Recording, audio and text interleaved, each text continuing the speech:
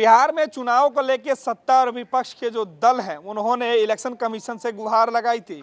कुछ लोग वर्चुअल चुनाव प्रचार में जाना चाहते थे, तो आरजेडी सहित कई जो विरोधी पार्टियां हैं, खासतौर पे राष्ट्रीय जनता दल और लोक जनशक्ति पार्टी यानी लोजपा ने सीधे तौर पे कहा था कि बिहार के हालात है वो चुनाव कराने के लायक नहीं है, ना ही चुनाव का प्रचार सही तरीके से हो पाएगा।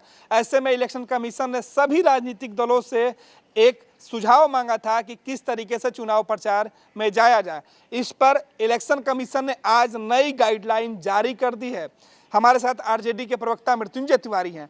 मृत्युंजय जी, इलेक्शन कमीशन ने यह स्पष्ट कर दिया कि बिहार में चुनाव समय पर होंगे। जिस बात को लेकर विपक्ष को आपत्ति थी, खासतौर पर आरजेडी लोजपा को, उसमें थोड़ी बहुत आपकी बात सुनते हुए आयोग दिख रहा है। इस सारी बातों से चुनाव आयोग को राष्ट्रीय जनता दल ने अवगत करा दिया लिखित रूप से। फैसला चुनाव आयोग को करना था। अब चुनाव आयोग का जो भी गाइडलाइन होगा, जो फैसला आएगा, हम लोगों का यही कहना है कि अगर परिस्थितियां चुनाव के लायक समझ रही है चुनाव आयोग, तो परंपरागत तरीके से चुनाव हो। जो परिस्थितियां हैं, रोज़ 3000 2500 कोरोना संक्रमित लोगों की संख्या पाई जा रही है। अब चुनाव आयोग ने जो भी गाइडलाइन दिया है कि आप चुनाव प्रचार कर सकते हैं सोशल डिस्टेंसिंग के साथ, फिजिकल डिस्टेंस, तो अब चुनाव आयोग जो भी गाइडलाइन देगी, चुनाव आयोग जो भी निर्देश देंगे, सभी को मान्य है। चुनाव आयोग को चुनाव कराना है और उनको अगर लग रहा है कि नहीं सब कुछ ठीक है, तो हमें क्या एतराज हो सकता है। हम तो चुनाव के लिए हर समय 365 दिन हमारे नेता जनता के बीच में है, हमें कोई परेशानी नहीं। आप लोग कह रहे थे कि जब भी चुनाव हो बिहार में तो परंपरागत तरीके से हो, कि जो नेता हैं वो जनता के बीच में पहुंचे, रैलियां करें, सभा करें। देखिए, यही तो हम भी कह रहे हैं कि जो परंपरागत तरीका है हमारा, उसी में चुनाव आयोग को चुनाव कराना चाहिए। अब चुनाव आयोग कह रही है कि आप सभा कर सकते हैं, रैली कर सकते हैं, तो इसका मतलब एक तरफ लॉकडाउन है, दूसरी ओर बहुत सारे जगहों पर आप देख रहे हैं प्रतिबंधित क्षेत्र बनाया गया है, सोशल डिस्टेंसिंग का ख्याल रखना है, फिजिकल डिस्टेंसिंग, ये सारी चीज़ें हैं।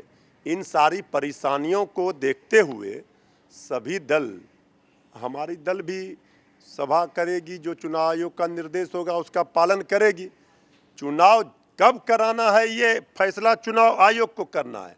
हम हर समय, हमारी पार्टी तैयार है। ऐसा नहीं लग रहा कि जो मांगे आप लोग रख रहे थे इलेक्शन कमीशन के सामने, जो आप लोगों ने आपत्ति जाहिर की थी जिन मुद्दों पर, उस पे भी इलेक्शन कमीशन ने उसको संज्ञान में लिया है, उस पे भी ठोस रणनीति बनी है? नहीं, उसमें इलेक्शन कमीशन, चुनाव आयोग ने जिन मुद्दों को लेकर के, जिन विषयों को हमारी पार्टी ने उठाया था, उस पर भी विचार किया है, लेकिन और उस पर गंभीरता से विचार करने की आवश्यकता है।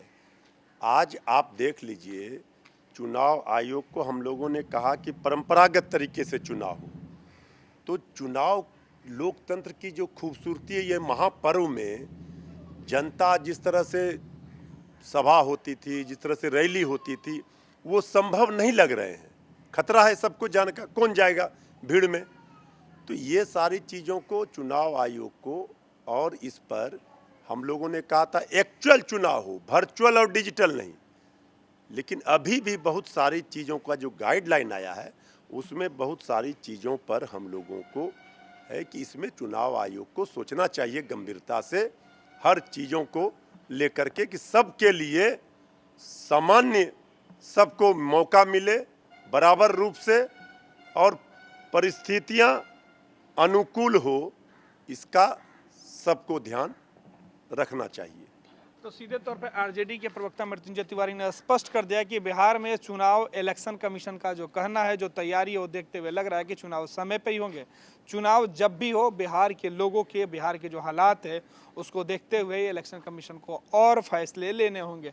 हालांकि जिन मुद्दों पर इलेक्शन कमीशन से सहमति बनी है, जिसके नई जो गाइडलाइन जारी है, उस पर आरजेडी पूरी तरीके से तैयार है।